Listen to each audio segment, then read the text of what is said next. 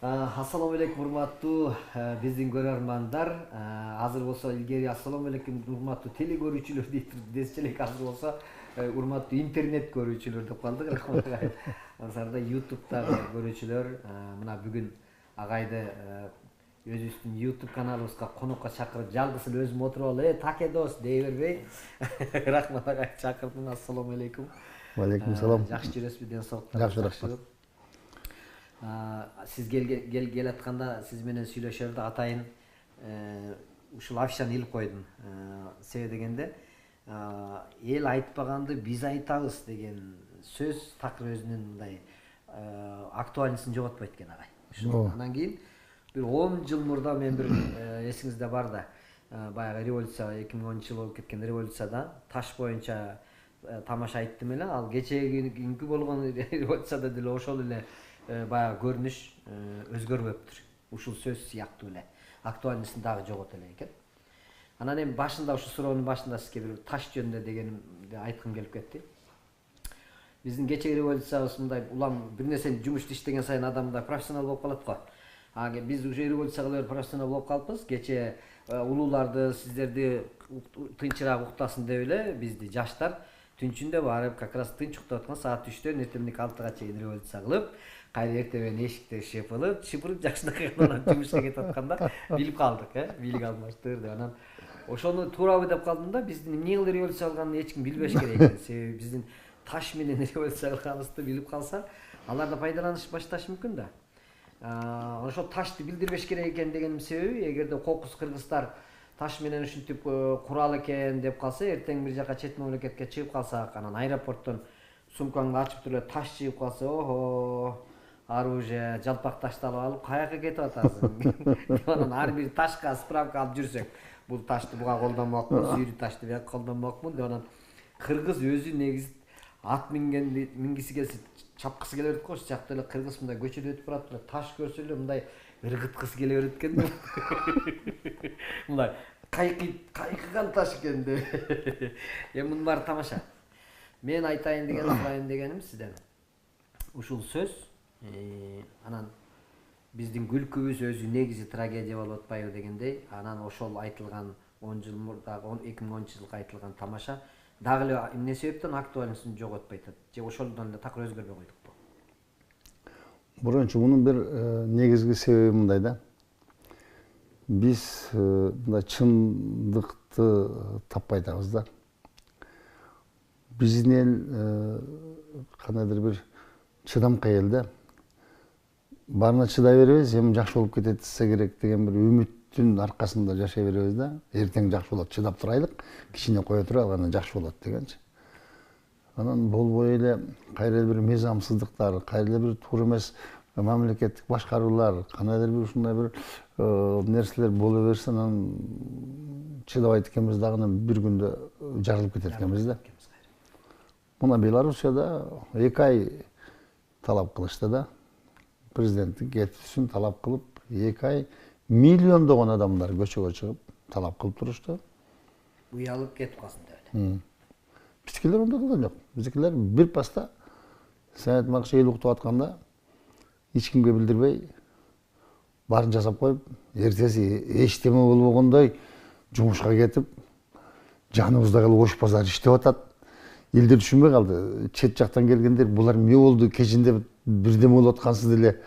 Анан карасак кадимкидей эле иштеп атат, той деле болуп атат. Анан ош базарда отургандар сурап коет, эмне болуп атат жакта депчи. Ошол күнү да тойда болуптур. Ошайдан эчтеме болгондой да. Бир жаңы формасын таптыкпы дейм да, бийлик алмаштыруунунчу. Демократиянын балким жаңы формасыдыр. Анткени ар ким өзүнүн көңүлүндөгү ишин кылып атат. Мен илгери мынтип айттым эле, мына биякта революция болсо, бердеги экөө жаш үйлөнүп атат, анан кел митингке сүрөткө түшүп коелу деп баягы 2 жаш сүрөткө чыгып атат деген сыяктуу. Тигилер наразы болуп атат, биз болсо өзүбүздүн ишибизди кылып атабыз деген сыяктуу. Бул туура жолбу же туура эмес болуп калат? Бул өтө туура эмес да. Биз кайдыгенчилик. Бизден мындай башка бир мамлекеттер мындай ишенбөөчүлүк пайда болуп калды да, бул кандай бул ушинтип эле алмаша берсе бийлик. Бул мамлекетке кантип мамиле кылса болот, кантип инвесторлор келип иштесе болот, кандай болуп Дегеле бул мамлекетте тең келечеги барбы жокпу деген бир ойду таштап койдук да. Бул өтө туура эмес болду. Ким менен сүйлөшөрүбүздү билбейбиз. Билбейбиз, жок болуп калды да. Анан эл катышкандар туура кылдыбы же бул башаламандыкка катышпагандар туура кылдыбы деген да бир ой болуп калды да. Эгерде кечеги революцияга катышкан жалпы биздин ошол жаштар көпчүлүгү болду. Ошолорду таарынтпаш үчүн дагы үстүртөдөн эгерде карап бир философский көз караш менен карап көргөндө, бул революция эмес эле төңкөрүш деген сыяктуу ойго келсек туура болобу? Өзү бурончу мындай да. Бизде болуп өткөн бардык нерсени бийлик алмашуу. Бул революция деп айтканга болбойт. Кадр алмашуу. Революция дегенде, мисалы үчүн, революцияда бийлик кетип бараткан бийлик арыз жазбайт. Арыз жазбайт да. Эволюция деген эгерде өсүү болсо, реэволюция деген кайра артка кайтып келүү. Актай барака биз жокпуз, мурдагы мамилелердин бардыгын тааныбайбыз. Комторго окшогон келишимдер бут бардыгы жокко чыкты. Кыргызстандан элчилердин баары чыгып кетип бизди тааныбайт. Биз деген жаңы барактан жаңы мамлекетпиз, жаңы система менен. Ошон үчүн бизди таанысаңар, биз менен башкадан мамиле түзгүлө дегенде революция болот да. Лениндин революциясын айтып коелучу мисалы үчүн. Бизде дайыма кетип бараткан президенттер арыз жазып берет. Эгер арызды жазса кандай бир бийликтин булагына жазып атат да бутагына. Мисалы үчүн Акаевдикин барып Москвадан алып келдик. Бакиевдин арызын Жамбылдан алып келдик. Кыскасы бизде жөн эле мындай төңкөрүш эле болуп атат. Кадр алмашуу эле. Эмнеге муну революция деп тергеп айтышат билбейм. Ушул революция эмес экенин бардыгы эле билет. Эч жерде бир мындай ушуга бир туура баа берүү болбой атат да. Саясатчылар билет бардыгычы. Бул революция эмес экенин. Кечеги бийликтин алмашуу бул революциянын, эгер революция десек, жаңы бир формасы болуп өттү да. Жаңы бир формасы болуп өттү. Бирок бир өзгөчөлүгү мародерлук болгон жок. Эми жанагындай болгон жок. Маданияттуураак бийлик алмашуу болду дейм да. Ушундай. Мурдагыдай болуп тоноп бар жоктун баарын талкалабай, ак үйдө эле кичине талкаладык, ичине кирип, азыр эсептеп атышат канча болду. Менимче мундан кийинки революция болсо ак үйдү да талкалабай революция кылат. Окшоп калды да балдарчы. Ким ошого күнөөлүү болсо ошолордун үйүн талкалай турган болду. Билбейм, эми Жок, ушул коом азыр чындыкка жетебиз деп атып, биз азыр чындыкка жетебиз деп атып, эме болуп кетип аткан жокпузбу, мындай бир ашыкчараак болуп кетип аткан жокпузбу, бири бирибизге кылган мамилелерибиз же улуулардын кичүүлөргө устукан бербей койгондун кесепетинен, аркасынан кадр даярдабай өзүмчүлдүк боло бергендин кесепетинен келип чыгып атабы? баары бар да мындайчы. Бир эле мындай жагдай эмес. Өтө көп жагдай. Булардын бири негизгилеринин бири бийлик. Мисалы үчүн мындай да. Президент 6 жылга шайланат, бир мөөнөт шайланат, кетет. Парламенттеги депутат 20 жыл, 25 жыл улам эле кайра шайланып келип, ага мөөнөт коюлбаган да эмнегедир. Анан жанагы улам эле эл тааныгандар кайра эле парламентке шайланып барып алып отура берет. Жашоо оңолбой атат. Улам эле кайра шайлоодо барып отура берет, оңолбой атат. Анан элдердин үмүтү үзүлүп калды да. Эмне булар кайра эле барып кала берет? Эмнеге жашоо жакшырбай атат? Ошо парламенттегилери байып эле укмуш жашап атат. Жана карапайым эл баягынча эле отурат. Деп анан булар ушул жерден күнөөнү издеп атышат да. Мына кечеги болгон революциядагы ошол себептен болду да. Баягы эле парламент кайра аны чимкирик дедик, эмне дедик, биз интермедиа кылып ойнодук, кой дедик, башка дедик. Бирок кайра эле ошолор келип калбадыбы? Ушул сөзүңүзгө мен бир мусулманчылык жагы менен карап айтайынбы? Байда кедейдин акысы бар. Себеби дегенде ал кедей аркылуу байыды. Бай кедейге жардам берип туруш керек, себеби кедей аркылуу байып аткандыктан милдеттүү. Бай кедейди көргөндө сүйүнүш керек, себеби дегенде мен ушуга кембагалга жардам берип койсом, Кудайдын ыраазычылыгын алам деп сүйүнүш керек дейт. Кембагал байды көргөндө сүйүнүш керек. О, мага жардам берет, мен бага ыраазычылыгымды айтам дейт.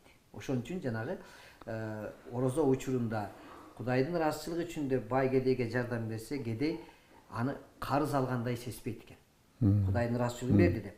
Ал чын ниети менен байга батасын берет экен. Башка күнү жардам берип койсо, белки жардам алган адам ага карыз болуп калат.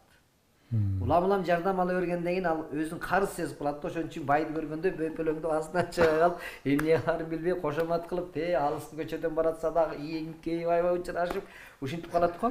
Анткени себеби ал өзүн карыз деп сезип калды.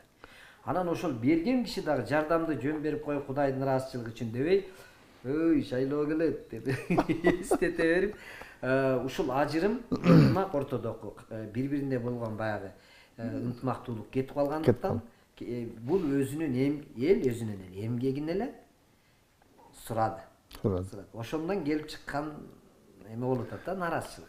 Туура, биринчи мындай кылыш керек дейм да, ушу депутатты деле бир жолу шайлана турган кылып койсо, мисалы үчүн баягы бир жолу ал иштеди да, анан кетти, ордуна башкалар барсын да, анан башкалар иштеп көрсүн да, мына ушундай 5 жыл деле оңой эмес. Оңой эмес да. Анан ошол жерде отура берсе, 10 жыл, 15 жыл, 20 жыл, 25 жыл отура берсе, анан биякта турган эл деле ойлоп атат, биздин балдар деле чоңоюп ушака бир отурса болбойбу, Анан бул биздин депутаттар өзү эле отурган аз келгенсип, өзү отуруп бүтүп анан баласына берип атпайбы, А жерде бир менчиктеп алган бир мындай ишканада. Анан элдин мен элдин нааразы болгон жактарын айтып атам да. Анан биздин шайлоо мыйзамдарды ушундай кылып жазып атышат булар. Мисалы үчүн 5 миллион акча эмнеге коюп койду 5 миллион акчаны? Бул коррумпированный мыйзамды парламентте отурган депутаттар өздөрү жазып атат. Сен 5 миллион акча тап, анан кийин партияң менен келесиң. Бул деген сөз ушул акча уурда. Бизден пешенеттер менен 5 миллион акча тапкан болбойт да, аны уурдаш керек да. Анан ошо коррупцияга түртүп атпайбы балдардычы. Анан балдар келе берди, булар тосуп алып атат. Силер бияка келбегиле, башта ортпагыла деп. Муну 5 миллиондон да көп сунуш кылышкан. 50 миллион кылып койгой бир жолу, вообще эле келбейсиң деп. Анан ушулардын бардыгы чогулуп келип, жанагы немени пайда кылды да, элдин ичиндеги парламентке болгон мындай ишенбөөчүлүк, нааразычылык. Анан ушуга бир чындыкты орнотсок, эмне булар кайра келе берет. Шайлабасак деле келип алса, эмне кылабыз? Өзү эл бул бийлик алмаштырайын деп аябай келген жок да. А жерде шайлоонун жыйынтыгын тааныбайбыз, жокко чыгарып, мына башка партиялар барсын деп. Анан ошондо бир ушуга бир чыгып жооп берип, элдин үнүн угуп туура деп эсептешсе, бул мүмкүн башкача болот эле. Анан ага укпай коюп, кыйкыра бергиле, эмне кылат элеңер деп отуруп алгандай болуп алды эле. Анан кийин бул окуя баары башка жака алмашып кетти да, анан ушул нерсе болду да. Ошон үчүн жанагы мыйзамды мен кече шайлоо бүттү да, мен шайлоодо жүрдүм да, бүтүн Кыргызстан менен билесиң да. Бул административдик ресурсту пайдаланууну мыйзамдаштырып жазып коюшкан. Себеби министр, элчи, аким, губернатор шайлоого барып катышат, өтпөй калса кайра келип иштей берет. Анда губернатор шайлоого кетип барып элди чогултуп айтат. Так, мен кетип бартам. Анан мени бүт колдобосуңор, кайта келем. Анан алар карап турат, кайсы жерим эмне болуп атат. Мен жанагы сизден сурап аткан себеби, негизи партиянын башына келген адам менен, мамлекеттин башына келген адамдын өзүнүн канчалык таза, ак ниет, мекенчил адамдын элинин алдында чоң жоопкерчилиги болгон адамдын алып кеткен иши аркылуу жашоосу уланып атпайбы? Мынтип айтканда, саясат өзү негизи араб тилинен которгондо башкаруу дегенди түшүндүрөт экен. Алланын гана эмеси менен, жолу менен башкарылган нерсе гана акыйкат болот экен дагы, пенде башкарган нерседе баары кемчилик бар экен. Пенде саясатты өзүнүн кызыкчылыгына пайдаланып алат экен. Саясат бул өзү кесип дейт. Кесип, ошонун аркасынан өмүр бою аркалап жүрүп, бул өтө татаал кесип, муну туура түшүнүп, анан ошол кесип аркылуу адамдардын жашоосуна, жалпы адамдардын жакшы жашоосуна жардам бере турган адам бул саясатчы. А биз болсо бүгүн тиги деле саясатчы, бу деле саясатчы, баарысы эле саясатчы, ошон чала саясатчылардын аркасынан фанат болуп алгандыктан туура эмес ээчип алып, ошон үчүн уламыз бирөөсү чурулдап келип туруп, бирөөнү алмаштырып, башка бирөөнү отургузуп коюп, кайра чурулдап келип, аны алып салып, кайра бирөөнү отургузуп коюп атпайбызбы. Ошон үчүн биздин негизги башыбызда турган адамдардын кылып аткан саясаты туура эмес болуп атат да. Борончу мындай да. Келсе деле. Саясатчы туура, сен айткандай. Бирок коом кандай жашоонун правиласын тактап, баш мыйзам деп жазып койгонбуз да. Ушул коомдун макулдашылган жашоонун правиласы, тартиби, тартиби. Аны бузганга ал саясатчыга уруксат берилген эмес да. Маселе ошондо болуп атат да. Аны оңдосо коом оңдош керек. Референдум менен, мына жерин оңдойлук, болбой калды, бул жерин оңдойлук десе. Бизде ошол коом оңдой турган нерсени саясатчы келип алып оңдоп атпайбы? Мен каалагандай болот депчи. Мен кааласам бу жерин оңдойм, кааласам. Коомго салат да. Коомго салбай атпайбы? Референдум өтсүн. Эгер эл оңдосо, ушул эл колдосо, ушул мындай жашайт. Эми ошол референдумга ушулар салынып атабы?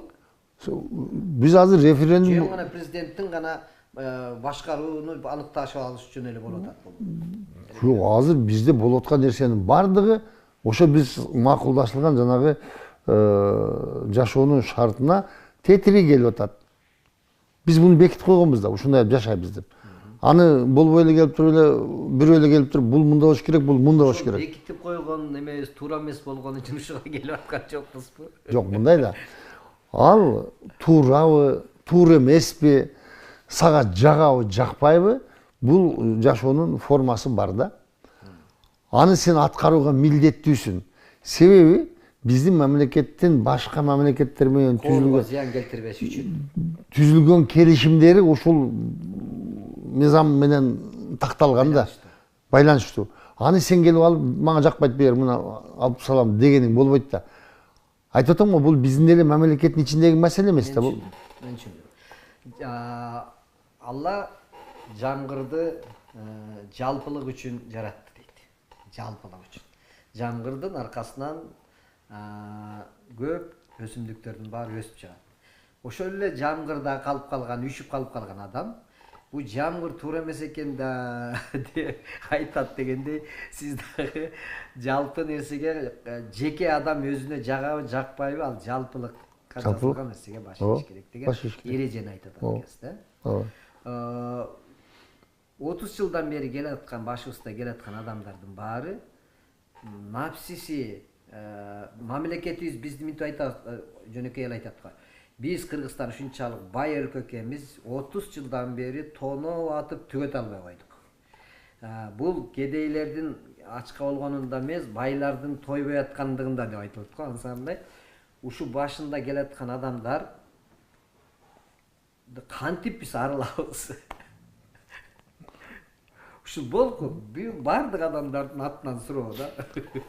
Эми арылуу, сиз Кыргызстандан депутат болуп келатасыз.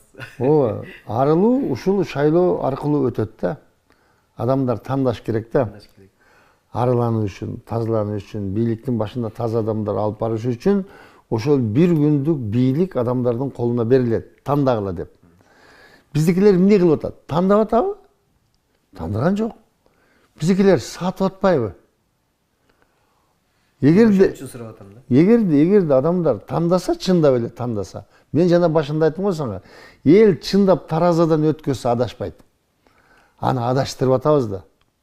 2000 сом берип, 3000 сом берип, жердешим эле, таанышым эле, анан аялым мыякты иштейт, ошону колдоп коеюн деп. Биз коом өзүбүз мындай руханий тазалана албай атабыз. Коомдун аң сезими бийликти түзөт.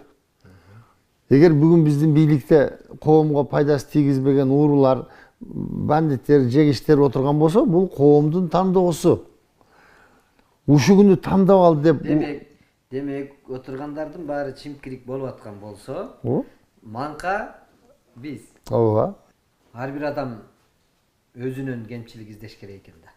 Анда. Коом оңолмоюн. Бир эле суроо ушинте берет. Анда биз ушулардан кантип кутулабыз? Анан кантип оңолобуз деп эле. Ал ошол оңоло турган 5 жылда бир күн убактыбыз келсе, аны кайра дагы 5 жылга туура эмес жагына өзүбүз созуп берип коет экенбиз. Демек өзүбүздөрдүн мен ушул сөзүбүздүн жыйынтыгында мен ушул нерсени сизге кайрылгым келип атат да. Аксакалдар жаштарга устукан берип илгери батасын берчү экен. Ошон үчүн жаштар аксакалдарды сыйлачу экен. Азыркы аксакалдар устуканды өз пакетке салып көтөрүп аркасынан шакирт даярдабайт. Биздин чыгармачылдардын арасында сизден башка аксакалдардын көбү шакирт даярдабайт. Сиз аркаңыздан көп шакирттер даярдайсыз. Ошон үчүн аркаңыздагы шакирттер сизди сыйлап биздин агайыбыз деп турат. Ушундай биздин саясатчыларда үлгү алган илгерки Советтер Союзунун учурунда аркасынан сөз шакирттер даярдап келчү да туурабы. Керек болсо өзүнүн айылынан да шакирт даярдабаган бир өзүмчүлдүк мен билишим керек, мага баары муктаж болсун, менден гана сурап турсун деген саясатчылар көп болуп кетти окшойт го дейм да азыр. Мурунчу мындай да, бул саясатчыда шакирт даярдаш керек, туура үйрөтүш керек. Башка бир маселеде, илгери Союз маалында кадрлар каяктан чыгат эле? Кадрлар ошол эң ылдыйкы баскычтан баштап иштеп келет эле да. Айыл өкмөттө иштейт эле, анан жогорураак болуп айыл өкмөт болот эле, 1-2 жыл иштеп анан акимиятка барат эле, айылда инспектор болуп иштейт эле, ар кандай бөлүмдөрдү башкарат эле, аралашат эле, үйрөнөт эле, анан ошентип алып анан партшколду бүтүп келет эле, анан алып барып анан койчу кыскасы ушу басып өтө турган бардык деңгээлди басып өтүп, анан ошо саят аткан шакирт катары даярдалып келет эле да. Биз мисалы үчүн биздин кезде Акталандын акими ким экенин билет элек. Таластын губернатору ким экенин билет элек. Эл, карапайым эл билет эле. Анан муну район мындай көрсөткүчтөр менен иштеп атат десе, ушул жакында бир жака область башкарып кетет болуш керек деп элдер билип турат эле, ошентип кетчү да. Тажрыйбасына жараша. Тажрыйба. Бүгүн губернатор ким экенин билбейт. Ал качан келип калды, каяктан келип калды, ал мурда каякта иштегенин билбейбиз. Иштеп атып эле бир күн жоголуп кетет да, ордон башка бирөө келип калат. Губернатор эмне кыласың? Министрдин ким экенин билбей калдык азырчы. Кеч эле келип отуруп калды, көчөдө жүргөн 5 адамды башкарган эмес, министр. Анан эле взятка алды деп угуп калабыз да, анан камалып кетти, иштейбиз. Кокуй камалып кетти десең эле уже чыгып калган болот бияктанчы. Кайра келип бир отурат. Кайра келип депутатка бала тиришет, кайра келип калган болот. Мунун да болуп калбады. Сиздин 3 дипломуңуз бар, Ооба. 3 дипломуңуз. Анда сиз 3 диплом менен окуп жүрүп, азыр да бир бийлик бутагына отурупканга 45 жылдан бери сахнада жүрүп, жанагы аркаңыздан группа куруп шакирттин баарын даярдабай эле. Мен угушума караганда Абдулла байке айтат го. Сиз илгери бир канча бир тонна пияз сатамда банкрот болуп калган турбайсызбы? Ооба, 300 тонна. 300 тонна банкрот болуп. Сиз ошо 300 тонна банкрот болуп калганда кезилип кетсеңиз жакшы болмок экен да. Эмнеге? Аз чыгып калганда бир жерде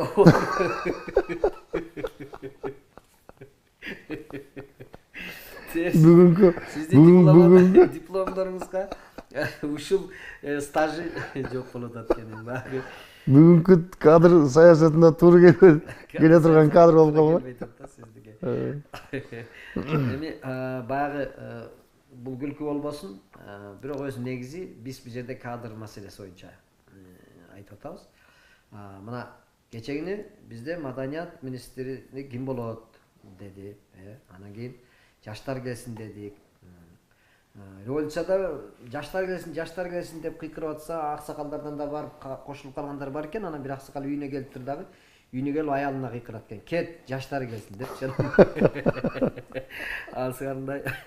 Кече мен жаштар таарынбасын, бирок мен жаштардын бир аппетити чоңураак барганда эле министрге отуруп калса айлыгы кенен чоң болуп кабинети жылуу болуп калыш керек экен деп ойлогон жаштар бар экен. Мага таң калтырганы ошол митинг болуп атканда митинг эмени ошол трибунаны талашып атышат да. Аябай түрт түшүп трибунаны аябай талашып атышат. Мыктыбек Арстанбек Дозгуз Атайын ошону чыгарды го. Эме кылыпчы талашып аткан жаштар карачы эми биздин жаштардын жүзүндө. Анан мен ошого тамашалап атам. Ошо трибунаны Ош базарынан баштап эле Цумга чейин эле кеңейтип койсо, каалагандар чыгып алып, ошо сүйлөп турса, биз өтүп бараткандар кол чаап угуп туралы депчи. Мен муну эмнени айткым келип атат? Баары эле чоң болгусу келип эле, баары эле бийликке келип эле отура калгысы келет. Бирок анын аркасында илгери мен азыр айтып коермун ба, түшүнгөндөр бар, түшүнбөгөндөр бар. Илгери мен президентке койсом, президент болом деп алат экен деп ойлогон экен. Азыр да президенттик шайлоо келе атат. Ошону алдын ала айтып коеюн дегеним. Президент болом деген адам айыл өкмөттөн баштап тепкичтерди ушул кадр маселеси боюнча премьер-министрге чейин иштеген, өзүңүз айткандай, дасыккан, ички сырткы саясатты толук түшүнгөн, сырттагы баалай турган, билген адам президентке койсо, ошондой критерийлер коюлса, эртең президент болом деген адамдар мамлекетти кантип көтөрүп кете турган өтө өзгөчө программасы бар адамдар, саясатчы, жашы дагы бир Кытайдагыдай 50ден өткөндөн кийинкилер коюлсун деген бир норма болсо дейм да. Антпесе баягы мен президентке койгондо 80 киши койгон. Мен 64-жолу болуп койгом. Себеби ошондо айтып чыкканым бар да, президенттик орун бул эмне силерге официант требуется дегендей эле нерсе болуп калдыбы? Эмнеге президенттин эмесин кадырын түшүрүп койдуңар деп. Эртеңки келаткан эмеге да ушундай болсо деген оюм. Бул ошол немеси туура болсо керек, кандай иште болсо да. Эми турады, бул кандайдыр бир мамлекетти башкарам деп аткан адам өтө чоң тажрыйбасы бар адам болуш керек да. Бул сен айткандай оюнчук иш эмес да, мен көчөдө жүрүп анан президент болуп калам дегенчи. Президент болгонго даяр эмес адам президент болгонун көрдүк го. Ал адам эч качан бул президент болом деп ойлогон эмес экен. Муну алып барып коюп койдук эле, репетиция кылып көрдүк да, эксперимент кылдык да, анан эмне болду анан кийин? Болбойт экен да. Баары бир болбойт экен. Адам ошол жерге даярданыш керек да. Машина айдай албаган шоп эмеге окшогон. Ушундай болуп атат. Ошон үчүн ушундай бир катуу талаптарды коюп, ошону эл президент болгонго чейин электен өткөзүп, муну президенттикке даярданып атат деп билсек да, анын кылган иштерин, дүйнө таанымын, аң сезимин, башкасын көрүп турсак, анан ошолор келсе да. Эми эртең президентке койгондор да баягы окшоп диктант жазып, биринчи класстын сабагын өтүп отура берет. Мыйзам ошондой да, эгер биз мыйзамды ошентип жазган болсок, ошонун ичинде болушубуз керек да. Аны жазбай эле коелук дегенге болбойт. Өтүш керек. Демек, мына ушул жерден сиз көрдүңүзбү, жана мыйзамды айттыңыз. Мыйзам ушундай кылып жазып коюптур. Демек, мыйзамды жазган адам туура эмес жазган экен да. Аны оңдош үчүн референдумга кайрылып айтыш керек. Мына жер туура эмес. Ушуну оңдойлук кегиле десе, эл ошого анан макулдугун берсе, анан оңдош керек. Каалаган адам оңдобосун деп атат. Оңдогон маселе ошондо болот. Ал мүмкүн бизге жакпашы мүмкүн. Бирок ол сага жагабы, жакпайбы деген суроо коюлбайт да. Сен ушул жерде жазылганга баш ийип ошону аткарышың керек. Эртеңде диктант жазабызбы? Анан кийин эгерде бул туура эмес экен десе, аны эл айтсын дагы, анан ошого барышыбыз керек. Маселе ошондо болуп атат да. Эртең баягы мурдагыдай эле критерийлер болсо президенттикке, анда мен деле кайта коем анда. Жок, койсоң кое бер, эгерде сен мамлекетти башкарууга аң сезим, акыл эсим жетет, мен дүйнө таанымым ошондой эл аралык маселелер. Мен башкарып койгонго ылайыкташтырып койсо, конституцияны башкара берем. Барганга аракет кылып көрөбүз. Эми ал бардык нерсе Алланын буйругу. Адебиз бу дейбиз. Баягы Кудайды күлдүргүң келсе планыңды айт деп кояткан. Тагдырыбызга кандай нерсе жазылды дегендей жагы бар. Ошон үчүн рахмат эми сизге. Ден соктугуңуз. Эң негизгиси оорубаңыз. Ушул кезге чейинки кылган иштериңизди урпактар үйрөнүп, окуп, билип, ошондон сизге ыраазы болуп, сизге рахматын айтып дегендей, ушундай калыс, чындыкты дайыма тамаша жолу менен элге айтып келген бирден бир ушундай бир агайыбыз бар деп биз мына баарыбыз баш кошулуп сыйлыктанабыз. Ошон үчүн сизге мен эң биринчи эле ден соолук анан үй бүлөңүзгө ынтымак каалайм. Рахмат. Неберелериңизди эркелетип, рахаттанып жүрүңүз. Бирок адам жүрөгү согуп тургандан кийин баары бир мамлекеттин саясатка кызыкпасаң, саясат сага кызыгат дегендей аралаша берет экенбиз. Ошон үчүн бир-эки мүнөт балким YouTube көрүүчүлөргө бирдеке деп коесуз. Келаткан шайлоо маселеси боюнча саясат менен баштадык, эми саясат менен бүтөбүз. Эл айтпаганды биз айтабыз. Эми эмнени айтабыз? Ошол шайлоо учурунда көп жерлерге барып, эл менен кыдырып, жолугуп, элге бир эле нерсени айттым. Таза тандагыла, сатылбагыла, келечекти өзүңөр кимдин колуна берүүнү, эртең кандай мыйзамдар жазылууну жүрөгүңөр менен ойлонуп, анан ошол эми жыйынтык YouTube каналынын көрүүчүлөрүндө эмне дейм? Борончунун каналын көргүлө. Борончу да оңой эмес. Кичине болгону менен бул катуу нерсени алып чыгат. 10 жыл мурда эл айтпаганды биз айтабыз деген афиша турат. Бул афишаны чыгарып алып экөөбүз концерт коюп айтпай койгон экенбиз. Ушуну бир айтайлык, бир жерге алып барып илип. Эми сиз ошентип калдыңыз, эми буюрса мынтип айтабыз го жыйынтыктап баратканда.